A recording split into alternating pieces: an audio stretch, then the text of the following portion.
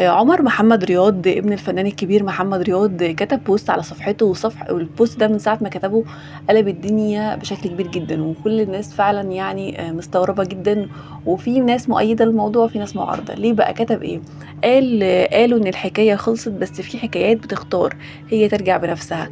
لن اعيش في جلباب ابي الجزء التاني. وده معنى الكلام او معنى البوست، ان هو بيحضر لمسلسل لن اعيش في جلباب ابي الجزء التاني، اللي كلنا طبعا عارفين المسلسل ده قد ايه مشهور وقد ايه ليه ذكريات عند ناس كتير جدا، وناس كتير جدا بتحبه، ومهما اتعاد اكتر من مره ناس تتفرج عليه بشكل كبير جدا.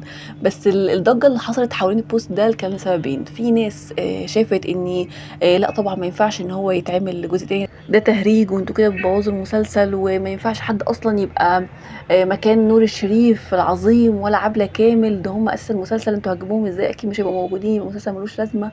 وشافوا فعلا ان المسلسل هيبقى صعب جدا من غيرهم.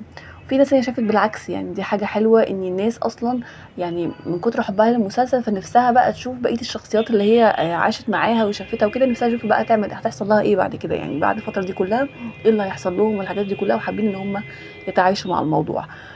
بصراحه انا يعني شايفه ان فكره الجزء التاني هتبقى صعبة يعني، أو معادلة فعلًا صعبة جدًا، عشان يقدروا فعلًا يطلّعوا جزء تاني ويكون يعني مميز جدًا، وهُم كمان بيعملوا جزء تاني مش لأي مسلسل، ده مسلسل ناجح نجاح رهيب.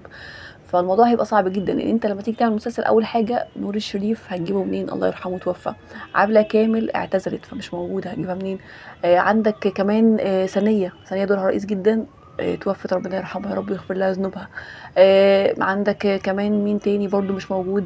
الفنان اللي هو ابن الفنان عبد الرحمن أبو زهرة، كان طالع في المسلسل ابنه، اللي هو ابن الحاج سردينة، كان اسمه حاجة متولي بس مش فاكرة اسمه والله خالص، مش متذكرة. برضه ده توفى، فهتجيبه منين؟ ففي ناس أساسية جدا في المسلسل مش موجودة. حنان ترك نظيرة اعتزلت التمثيل. فاللي هو شايفة ان المسلسل اللي مش هيبقى موجود يعني هيتعمل بمين؟ ببهيرة ومحمد رياض وإيناس مكي، هم دول بس الموجودين. فحاسة المسلسل مش هيبقى لطيف، او هم ما يقدروش يعني يشيلوا مسلسل زي طبعا يعني نور الشريف. عارف لو نور الشريف وعبلة كامل الاتنين دول موجودين، اعتقد كان ممكن يعني يتغير في بقية الابطال، ممكن اي حد تاني يتغير، لكن حاسة الاساس بتاعهم عبلة كامل ونور الشريف دول صعب جدا انك انت تغير فيهم. فعشان كده شايفة ان لا، يعني الموضوع مش هيبقى افضل حاجة، الله اعلم.